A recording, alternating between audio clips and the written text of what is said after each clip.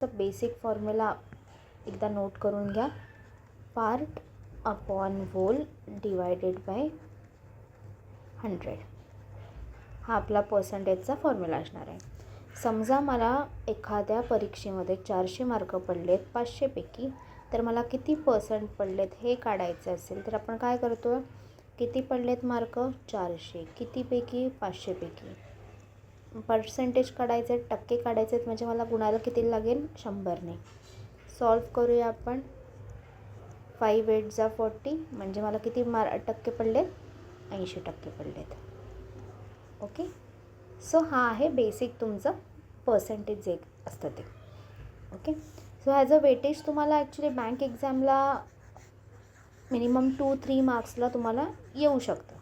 Percentage as a DIचा part पण येऊ शकतो, पर्सेंटेज ॲज अ सेपरेट क्वेश्चनसुद्धा येऊ शकतो. सो पर्सेंट आपण करताना मिनिमम 2-3 मार्काचं वेटेज आपण पकडून जाऊया, अगदी तुमच्या बँक एक्झाममध्ये सुद्धा, SSCमध्ये सुद्धा आणि रेल्वेमध्ये सुद्धा. ओके, पुढे मूव ऑन करूया. काही इम्पॉर्टंट फॉर्म्युलेज आहेत ते नोट डाऊन करून घ्या तुम्हीसुद्धा. मी लिहून देते आणि ते पण तुम्ही स्क्रीन थांबवून किंवा व्हिडिओ थांबवून तुम्ही पॉज करून तुम्ही पण नोट डाऊन करून घ्या, कारण इम्पॉर्टंट फॉर्म्युलेज आहेत. ओके, सो आपल्याला जेव्हा पर्सेंटेज इन्क्रीज काढायचा असेल, ओके, पर्सेंटेज इन्क्रीज काढायचा असेल, आता मी शॉर्टकटमध्ये लिहिते, तुम्ही पूर्ण नाव टाकून फॉर्म्युलेज टाका. Increase amount, okay, divide by original value,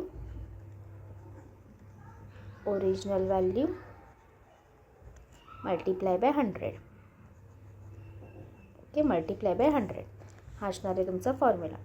okay, percentage decrease कसा असणार आहे, percentage decrease amount upon original value multiply by 100. Okay, त्याच्यानंतर अजून एक घ्या, नेट पर्सेंट चेंजचा फॉर्म्युला.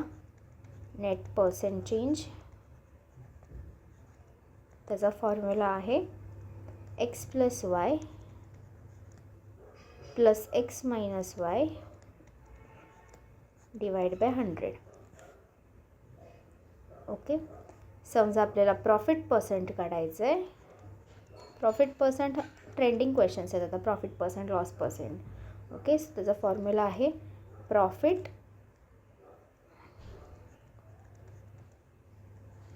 खाली नेहमी कॉस्ट प्राईस ठेवायची इंटू 100. का तर आपल्याला पर्सेंट काढायचं आहे म्हणून आपल्याला 100ने गुणावं लागेल. ओके, तसंच लॉस पर्सेंट काढायचं असेल तर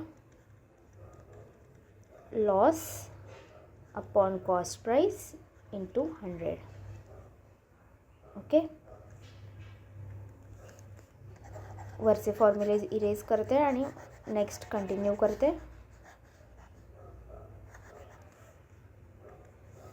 डिस्काउंट पर्सेंट पण असतं, सो डिस्काउंट पर्सेंट काढायचं असेल तर डिस्काउंट अपॉन मार्क प्राईज असते इथे, म्हणजे जे टॅगवरती लिहिलेली आहे इंटू 100. Okay, mark price. जेव्हा प्रॉफिट अँड लॉस घेतो तेव्हा आपण कॉस्ट प्राईस घेतो आणि डिस्काउंट घेतो तेव्हा मार्क प्राईस घेतो, म्हणजे जी त्या आर्टिकलवरती किंमत लिहिलेली आहे ती. ओके, त्याच्यानंतर नेक्स्ट 2 फॉर्म्युलेज आहेत ते सुद्धा नोट डाऊन करून घ्या.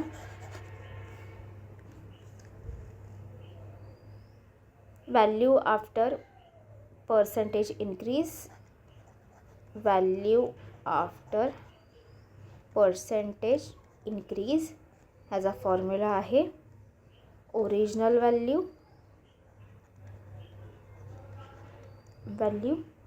Into 1 + profit increase percent increase divide by 100.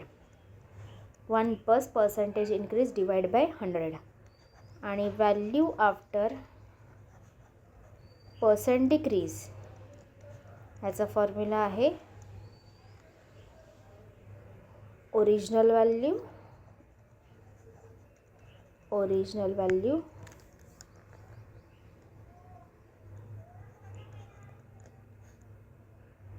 ब्रॅकेटमध्ये 1 minus percentage decrease divide by 100. Okay, so एवढे फॉर्म्युलेज तुम्हाला माहिती असले पाहिजे.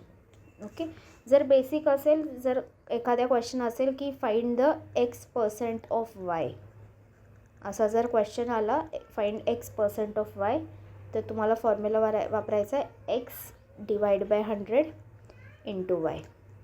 हा तुमचा फॉर्म्युला असणार आहे. ओके, ठीक आहे. सो हे असणारे तुमचे फॉर्म्युलेज. आपण प्रश्नांकडे जाऊया पटापट आता. ओके, प्रश्न आहे, एका विद्यार्थ्याने परीक्षेत 720 गुणांपैकी 540 गुण मिळवले.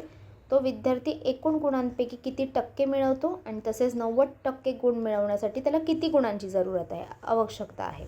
ओके, पहिलं म्हणजे त्यांनी 540 जेव्हा त्याला मार्क पडतात, ओके, तेव्हा त्याला किती टक्के आहे ते आधी आपल्याला शोधायचं आहे. ओके, सो त्याला मार्क किती पडलेत 540, कितीपैकी 720 आणि टक्के काढायचे आहेत. त्याला त्या विद्यार्थ्याला किती टक्के पडलेत हे काढायचे, म्हणून गुणिले 100 घालवलं. सॉल्व करूया आपण.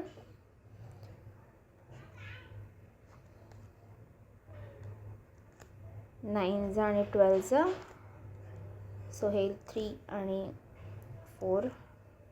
ओके, सो राहिले 30. 300 डिवाइड बाय 4 म्हणजे तुमचे झाले 75%. ओके, ज्या विद्यार्थ्याला 540 गुण मिळालेत त्याला किती मिळालेत 75%. ओके, आणि त्यांनी काय सांगितलं आहे की 90% मिळवण्यासाठी किती गुणांची आवश्यकता आहे. जर 75% जेव्हा मिळतात तेव्हा किती गुण असतात 540. मग 90% मला काढायचे असतील तर मला किती मार्क मिळवायला हवेत, तर किती 720 मार्कांचा पेपर मला मिळवायचे आहेत 90%. Okay, divide by 100. ओके, आपण सॉल्व करूया. आन्सर आलं 648. ओके, हे सगळं सॉल्व केल्यानंतर उत्तर येणार आहे 648. सो तुम्हाला 90% गुण मिळवायचे असेल तर तुम्हाला 648 मार्क मिळायला हवेत. ओके, प्रश्न घेऊया. जर एका शहराची लोकसंख्या 1,20,000 आहे, पहिल्या वर्षी 10% आणि दुसऱ्या वर्षी 20% वाढ झाली, तर 2 वर्षानंतर लोकसंख्या किती असेल. ओके, पहिली किती लोकसंख्या होती 1,20,000. त्याच्यानंतर किती टक्के वाढ झाली आहे 10% वाढ झाली आहे. मग 10% आधी आपण काढून घेऊया 1,20,000चे. किती मिळतात तुम्हाला 12,000 मिळतात. म्हणजे तुमची लोकसंख्या आधी 1,20,000 होती, त्याच्यात पहिल्या वर्षी 10% वाढले म्हणजे 12,000 वाढले. ओके, म्हणजे आता तुमची नवीन लोकसंख्या किती झाली 1,20,000 प्लस 12,000. आता तुमची नवीन लोकसंख्या किती झाली 1,32,000. ओके, त्याने काय सांगितले दुसऱ्या वर्षी 20% वाढ झाली. दुसऱ्या वर्षी 20% वाढ झाली. ओके, दुसऱ्या टक्के म्हणजे आता लोकसंख्या कितीवर आली आपण 1,32,000वर आलो आहे. ओके, आता ह्या 1,32,000वरती किती वाढ होणार आहे तुमची 20% वाढ होणार आहे, म्हणजे 20/100. की आता 20% किती येतात काढून घेऊया. 13,200 गुणिले 2 तुम्हाला मिळणार आहे 20% किती मिळतील 26,400. ओके, म्हणजे किती वाढणार आहेत 26,400 लोक वाढणार आहेत. तर मग 2 वर्षानंतर लोकसंख्या किती असेल.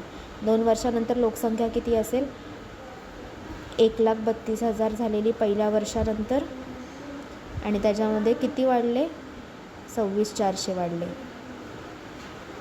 म्हणजे आता किती झाली 1,58,400.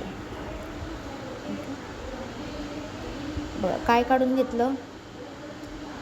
पहिली गोष्ट आपण काढून घेतली की 1,20,000चे 10% काढून घेतले, कारण पहिल्या वर्षी 10% वाढ झालेली, ती वाढली किती 12,000. मग लोकसंख्या किती झाली 1,32,000 झाली. त्याच्यानंतर परत ती लोकसंख्या दुसऱ्या वर्षी 20%ने वाढते. 20% किती भेटले आपल्याला 26,400 भेटले. मग आपण ते पण ॲड केले आणि किती झाली आता 1,58,400 लोकसंख्या झाली फायनल. ओके, चला लगेच नेक्स्ट सम करून घेऊया आपण. एक आहे, एका वस्तूची किंमत 1,500 होती, एका सवलतीमुळे किंमत 30%नी कमी झाली. नवीन किंमत किती आहे काढा. जर वस्तू पुन्हा 20%नी वाढवली तर अंतिम किंमत किती असेल. बघा, एक गोष्ट 1500 रुपयाची होती, त्याच्यावरती किती सवलत मिळाली? 30% सवलत मिळाली. आधी 30% म्हणजे किती काढून घेऊया. 30% म्हणजे काय करणार? गुणिले 30/100 म्हणजे तुम्हाला 30% मिळतील. ओके, हे सॉल्व करा सगळं की तुम्हाला किती मिळाले? 450. म्हणजे आपल्याला डिस्काउंट सवलत किती मिळणार आहे? 450. मग नवीन किंमत किती असेल? 1500 रुपयाची गोष्ट, त्याच्यावर मला 400 रुपयाचा डिस्काउंट भेटला. याचा अर्थ मला ती वस्तू किती रुपयाला भेटली? 1050 रुपयांना भेटली. ओके, त्याच्यानंतर त्यांनी प्रश्न काय दिला आहे? जर वस्तू पुन्हा 20% वाढवली तर, म्हणजे आताची वस्तू आपल्याला 1050ची आहे, त्याच्यावरती 20% मी वाढवून समजा मला कुठेतरी विकायचं आहे, 20% वाढवायचे आहेत. मग मी 20% काढते, नेमके किती येतात ते बघूया. तुमचं येणार आहेत 210, बरोबर? 210 येणार आहेत. म्हणजे आता त्याची किंमत किती झाली? 1260. ओके, 1050 प्लस 210 केले तुम्ही. ओके, की तुम्हाला काय मिळाले? 1260. ओके, म्हणजे जी वस्तू 1500 रुपयाची होती त्याच्यावरती आधी 30% डिस्काउंट केला तर कितीला भेटत होती? 1050ला भेटत होती. आणि परत ती जर पुढे विकायची असेल किंवा त्याच्यावरती वाढवायची आपल्याला किंमत, कितीने वाढवायची? 20%ने वाढवायचे. 20%ने वाढवल्यावरती तिची किंमत किती होते? 1260. ओके, चल मूविंग टू नेक्स्ट क्वेश्चन. चला, एका व्यापाऱ्याने एका वस्तूची किंमतीत सुरुवातीला 25% वाढ केली आणि नंतर 20% कमी केले. अंतिम बदल किती टक्के आहे? इथे कुठला फॉर्म्युला वापरणार तुम्ही? तर नेट पर्सेंटेज चेंजचा. आपल्याला काय काढायचं आहे? अंतिम बदल किती टक्क्यांचा आहे. ह्यासाठी कुठला? फायनल पर्सेंटेज चार्ट चेंज करायचा आहे. म्हणजे आपला कुठला formula? x + y + x - y /100 हा फॉर्म्युला वापरायचा आहे. आता एक गोष्ट लक्षात ठेवा, पहिली किती किंमत वाढते? 25%ने वाढते. किंमत आहे का आपल्याकडे? नाही. मग आपण डायरेक्ट हे पर्सेंटेजचीच कॅल्क्युलेशन करूया. 25%ने वाढले, नंतर कितीने कमी होते? 20ने कमी होते. मग आता फॉर्म्युला तर प्लसचा आहे, सो तो चालणार नाही आपल्याला. आपण काय करूया? कमी होते ना, सो -20 करूया. ही प्लस साईन तशीच राहील. ओके, आतमध्ये x - y करायचं आहे. 25%ने किंमत वाढणार होती आणि y काय आहे तुमचा? 20. सो मायनस, हा मायनस तसाच ठेवला आणि हा दुसरी किंमत घटली म्हणून दुसरा मायनस आला. ओके, /100.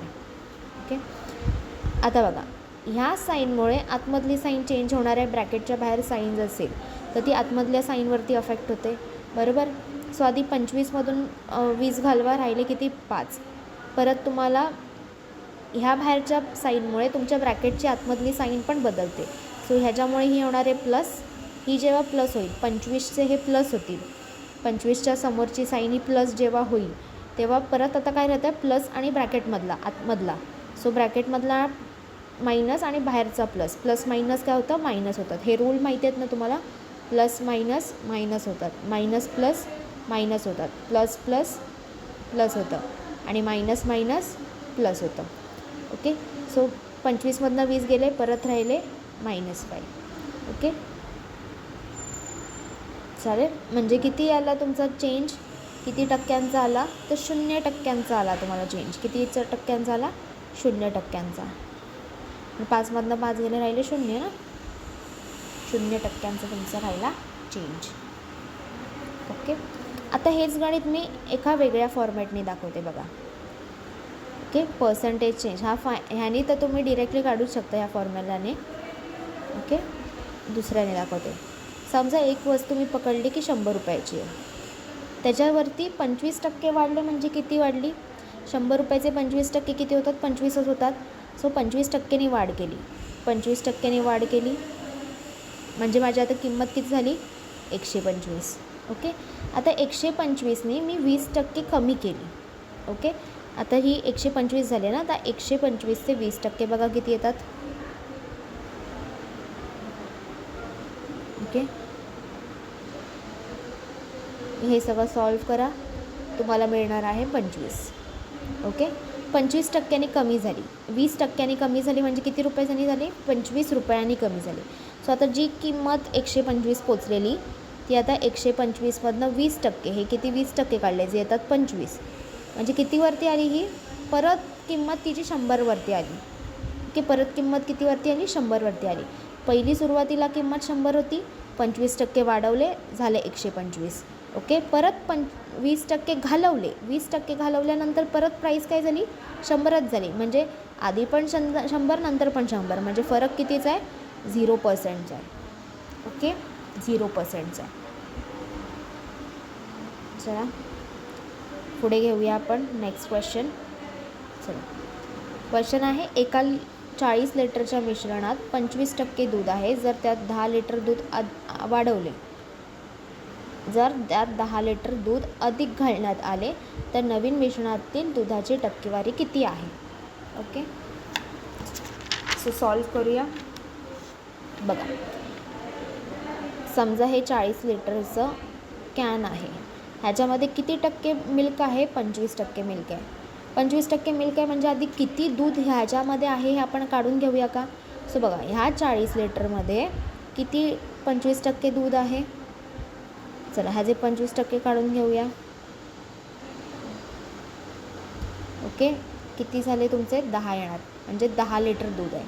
ओके, नंतर काय करायचं आहे, त्यात 10 लिटर दूध अधिक घालण्यात आले. म्हणजे आत्ता जो 40 लिटरचा कॅन आहे, ज्याच्यामध्ये ऑलरेडी 10 लिटर दूध आहे, त्याच्यामध्ये अजून आपल्याला 10 लिटर ॲड करायचं आहे.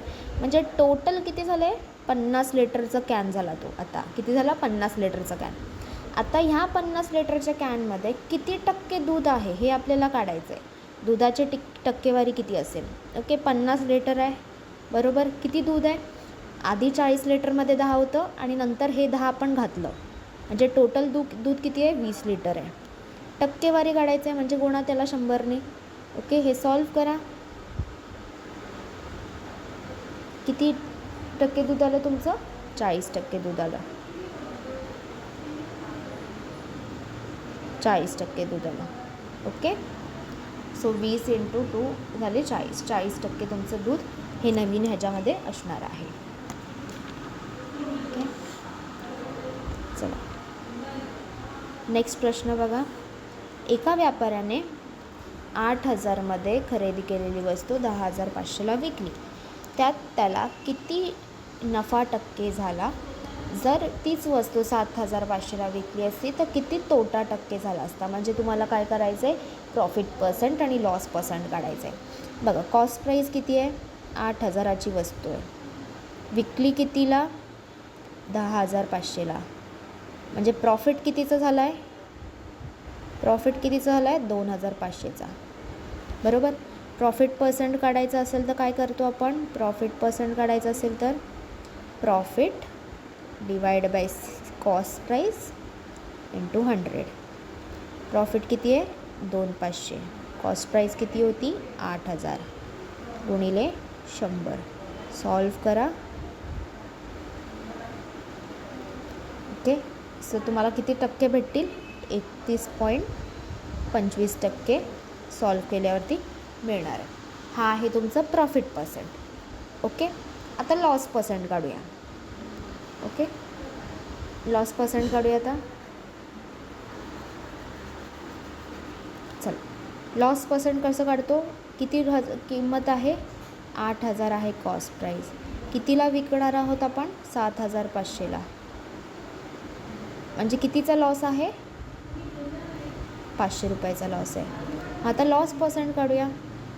लॉस पर्सेंट काय असतो, लॉस म्हणजे 500 रुपये डिवाइड बाय कॉस्ट प्राईस म्हणजे 8,000 इंटू 100. ओके, सॉल्व करा. आता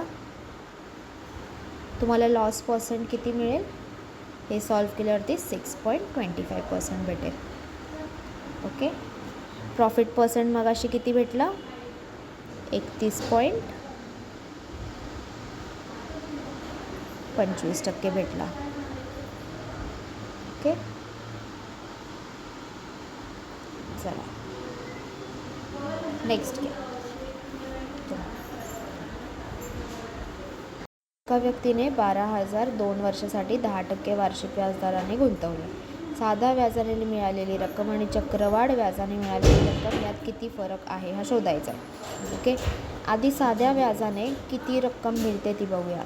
साधा व्याज म्हणजे सिंपल इंटरेस्ट. फॉर्म्युला काय, PRT डिवाइड बाय 100. प्रिन्सिपल किती आहे, 12,000 रेट किती आहे 10% आहे.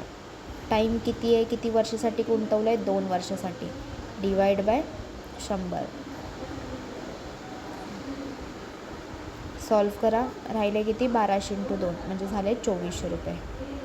ओके 2400 रुपये.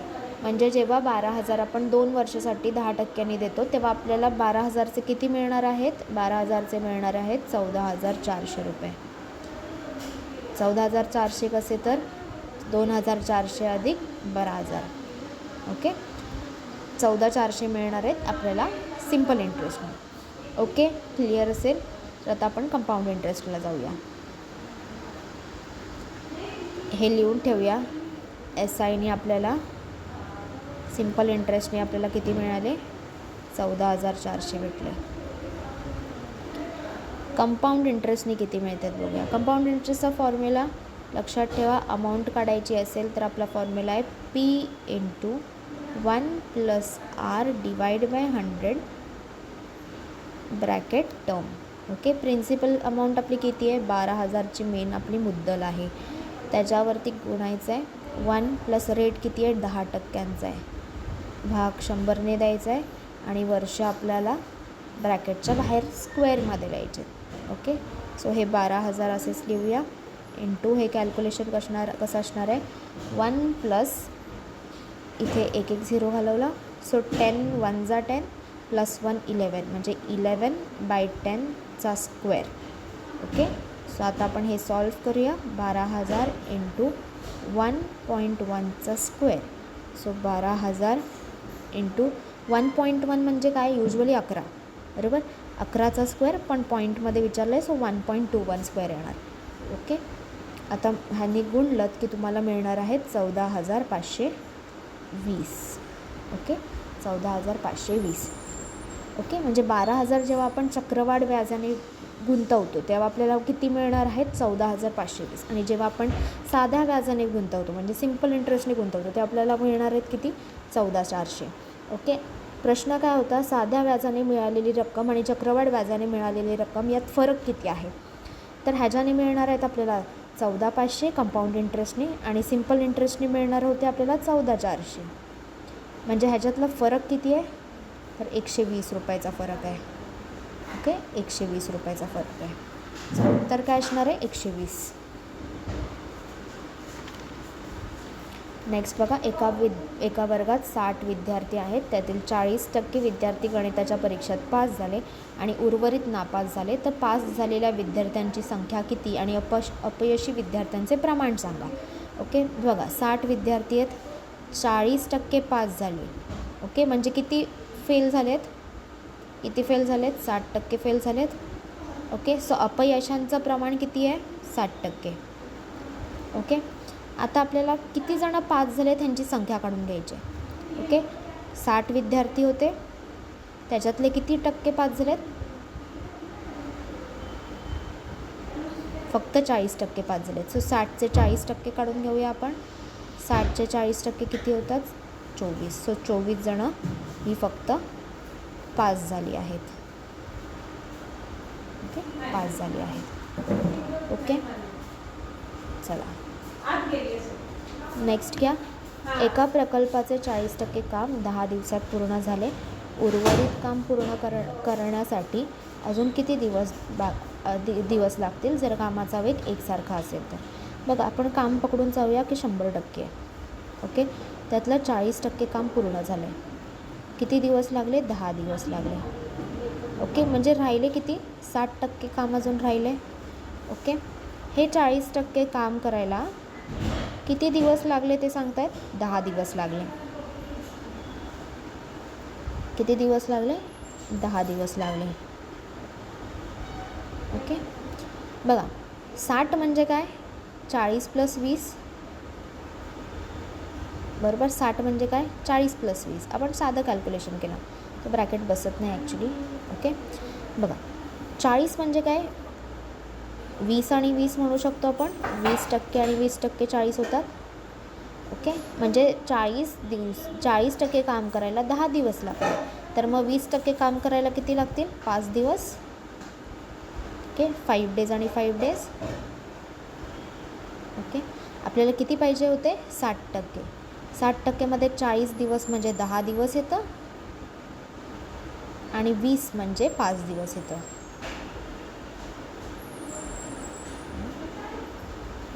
5 डेज येतं. ओके, याचा अर्थ की तुम्हाला किती दिवस लागणार आहेत? 10 आणि 5 60% काम करायला तुम्हाला किती लागतील? 15 डेज लागतील. ओके, 15 डेज लागतील. इथे आपण सगळं मेंटली केलं. इथे ना कुठला कॅल्क्युलेशन ना फॉर्म्युला वापरला, आपण मेंटली केलं. कसं केलं? 100% काम पकडूया, 40% झालं आहे, 60% राहिलं आहे. ओके, 10 दिवस लागत आहेत 40% काम करायला. 40% जर मी डिवाईड केले, 40%मध्ये मी 2 वाटे घातले तर 20 आणि 20 येतील. 20 आणि 20 म्हणजे इक्वल आहेत, म्हणजे 5 दिवस आणि 5 दिवस लागतील. बरोबर. मला 60% काम काढायचं आहे की उरलेलं कामाचा वेग उर्वरित काम पूर्ण करण्यासाठी किती दिवस लागतील? तर 60%. 60ला मी ह्याच्यात भाग केले त्याचे 40 आणि 20मध्ये, कारण मला ते उत्तर काढायला सोपं आहे. कारण मला माहिती आहे 40 दिवसाला 40% काम करायला मला 10 दिवस लागत आहे आणि 20% काम करायला मला 5 दिवस लागत आहे. असे करून मी ॲड केले. सो किती आले? 15 दिवस. ओके, चला नेक्स्ट घ्या. एका वस्तूची मूळ किंमत 2000 आहे. मूळ किंमत म्हणजे कॉस्ट प्राईस जे आहे 2000. विक्रेत्याने 15% सूट दिली तरीही त्याला 10% नफा झाला, तर वस्तूची किंमत किती होती? ओके, आता बघा, मूळ किंमत आहे 2000. त्याने काय केले? कितीला विकली? 15% सूट देऊन विकली. म्हणजे आधी आपण सेलिंग प्राईस काढून घेऊया. ओके, 2000ची गोष्ट, त्याच्यावरती त्याने 15% सूट दिली आणि ती विकली गोष्ट. किती झाले? तुमचे 300 रुपयाचा त्यांनी डिस्काउंट दिला. याचा अर्थ त्याने ती कितीला विकली? 2000ची गोष्ट त्याने 300 रुपये डिस्काउंटला विकली, म्हणजे किती विकली? 1700ला विकली. आता ते काय सांगतात, हा 1700मध्ये पण त्यांनी आपल्याला दाखवण्यासाठी फक्त 15% डिस्काउंट देतो आहे असं दाखवलं, पण त्याला त्याच्यात किती टक्के प्रॉफिट झाला आहे? तर 10% प्रॉफिट झाला आहे. मग अशा वेळेला आपल्याला जेव्हा कॉस्ट प्राईस काढायची असते, आता इथपर्यंत कन्फर्म झाले ना 1700, हे 1700 डोक्यात ठेवा. ओके, आता जरा पुन्हा इरेज करते आणि हे करते. बघा, आता लिहूया SP किती आहे? 1700 आणि कॉस्ट प्राईस किती आहे? 2000. ओके, आपल्याला काय फाईंड करायचे? कॉस्ट प्राईस आता धरायला नाही लागणार. ओके, आपल्याला काय काढायचे की ह्याची मूळ किंमत किती असेल? तर कॉस्ट प्राईस काढण्यासाठी आपल्याला हा फॉर्म्युला वापरावा लागेल. ओके, सेलिंग प्राईस किती होती? 1700. 1 प्लस प्रॉफिट किती होता? 10%चा, त्यामुळे 10% आपण केले. ओके, सॉल्व करून घेऊया. किती झाले तुमचे? 10. हे तुम्हाला सॉल्व करायला येतं ना, तुम्हाला 10ला भाग घालायचा 1ला, म्हणजे किती आले? हे 1700 तर वरती तसेच राहतील. 1 प्लस 0.1 म्हणजे 1700 डिवाइड बाय 1.1. 1 प्लस 0.1 किती होतात? 1.1 होता. आणि हे जेव्हा तुम्ही सॉल्व करता तेव्हा तुम्हाला मिळतील 1545.45 रुपये. ओके, सो ती ॲक्च्युअल वस्तू किती किंमतीची होती? तर 1545 अराऊंड त्या माणसाला पडली, पण त्याने ती वस्तू काय केली? 1700ला विकली. ओके, सो अशा पद्धतीने आपण कॉस्ट प्राईस काढली. चला नेक्स्ट घेऊया पटापट.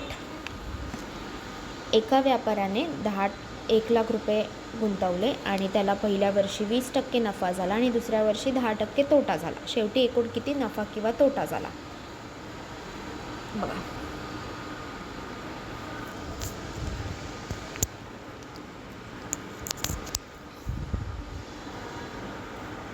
ओके, 1 लाख रुपये गुंतवले,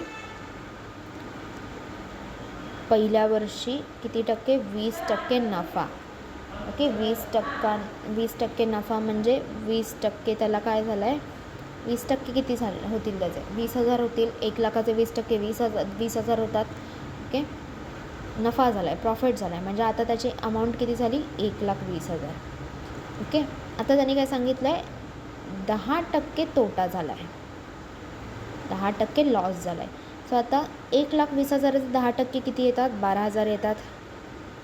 ओके. 10% म्हणजे बेसिकली काय, शेवटचा एक शून्य झाका. ओके. मग ती राहिलेली एक शून्य काढून टाका, जी राहिलेली अमाऊंट दिसते ते असतात 10%. ओके. सो 1,20,000चे 10% किती होतात, 12,000 होतात. ओके. आता किती राहिले त्याच्याकडे, 1,08,000 राहिले. ओके. कारण लॉस झाला आहे ना, म्हणजे पैसे निघून गेले. मग 1,20,000तून 12,000 काढले, राहिले 1,08,000. ओके.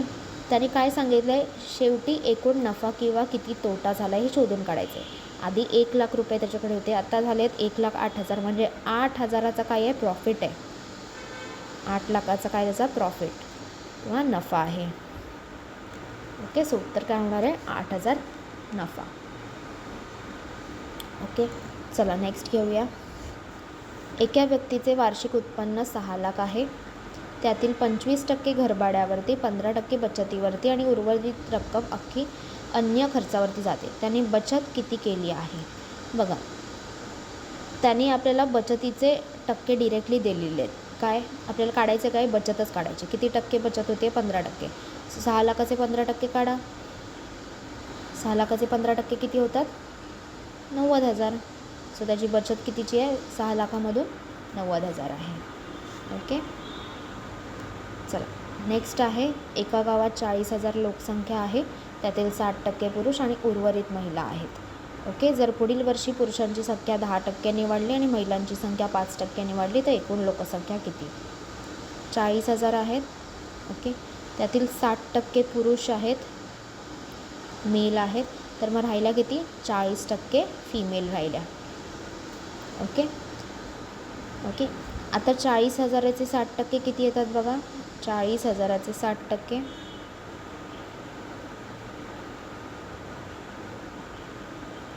तुमचे येतात 24,000, 2,400. नाही, बरोबर 24,000 येतात. ओके. म्हणजे तुमच्याकडे पुरुष किती आहेत, 24,000 तुमच्याकडे पुरुष आहेत. ओके. 24,000 तुमच्याकडे पुरुष आहेत. राहिले किती, 36,000.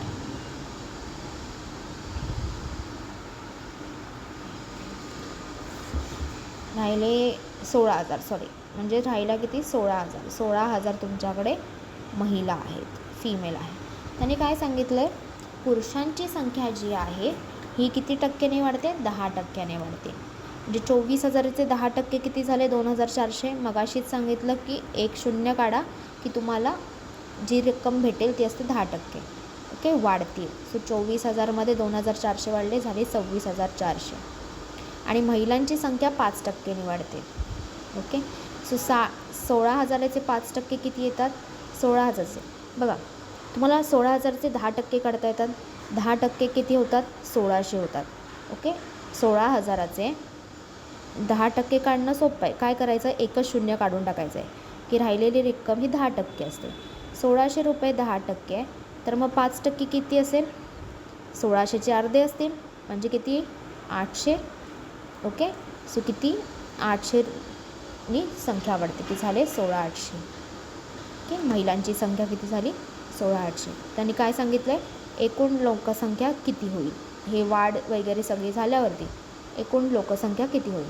एकूण लोकसंख्येसाठी ह्या दोन गोष्टी ॲड करा, किती मिळतील, 43,200. 43,200. ओके. घ्या नेक्स्ट प्रश्न. एका कंपनीचे उत्पन्न एका वर्षात 50 लाख असते. 50 लाख. दुसऱ्या वर्षी त्याच्यात 30% वाढ होते. 30% वाढ झाली. 30% वाढ. 50 लाखाचे 30% कसे, 50 लाखाचे 30% कसे काढणार बरं तुम्ही. बघा, तुम्हाला एवढं माहिती आहे की शेवटचा एक शून्य काढला की काय होणार आहे, किंमत तुमची 10% होणार आहे. 10% किती दिसते तुम्हाला, 10% मिळेल 5 लाख. 10% 5 लाख. 20% म्हणजे किती असेल, 10 लाख. 30% किती असेल, 15 लाख. म्हणजे 5, 5, 5, 10, 30 कसे होतात, 30% कसे होतात, 10% प्लस 10% प्लस 10%. ओके. 10% किती आहेत तुमच्याकडे, 5 लाख येतात. मग 5 लाख 3 वेळा ॲड करा. 5 लाख प्लस 5 लाख प्लस 5 लाख किती झाले, 15 लाख. ओके. 30%ची वाढ म्हणजे 15 लाख वाढले. किती झाली आता किंमत त्याची, 65 लाख झाले. ओके. पण तिसऱ्या वर्षी त्यात 20% घट होते. आता किती घट होणार आहे? 20%ची घट. 65 लाखाचे 10% किती होतात? 6,50,000. म्हणजे 20% किती होतील? 13 लाख. 6,50,000चे डबल करा, किती होतील? 13 लाख. 13 लाखाची त्यांचं नुकसान होणार आहे. ओके. आता किती किंमत झाली? 52 लाख. ओके. मग त्यांचं तिसऱ्या वर्षीचं उत्पन्न किती असणार आहे? 52 लाख असणार आहे. ओके. चला, एक प्रश्न राहिला आहे. एका परीक्षेत 75% विद्यार्थी पास झाले. 100% विद्यार्थी पकडूया. 75% पास झाले म्हणजे फेल किती झालेत? 25% फेल झालेत. ओके. जर अपयशी विद्यार्थ्यांची संख्या 50 असेल तर एकूण परीक्षार्थी किती होते? बघा, हे पास झालेले त्यांनी दिलेले होते, तसेच आपण फेल झालेले काढले. ओके. त्यांनी काय सांगितलेले? फेल झालेल्यांची त्यांनी अमाऊंट दिली, ती काय आहे? 50 विद्यार्थी आहेत. जर 25% म्हणजे 50, आपल्याला काय काढायचं आहे? एकूण परीक्षार्थी. एकूण परीक्षार्थी किती असतात? 100% असतील, बरोबर? ते आपल्याला काढायचे आहेत. एकूण किती होतील? 25ला मी जर 4ने गुणलं म्हणजे 25 चोक 100 होतात. तसंच मला इथे पण 4ने गुणावं लागेल. सो 50चे 4 पट किती होतात? 200. याचा अर्थ त्या वर्गात किती मुलं होती? 200 मुलं होती. ठीक आहे. ओके.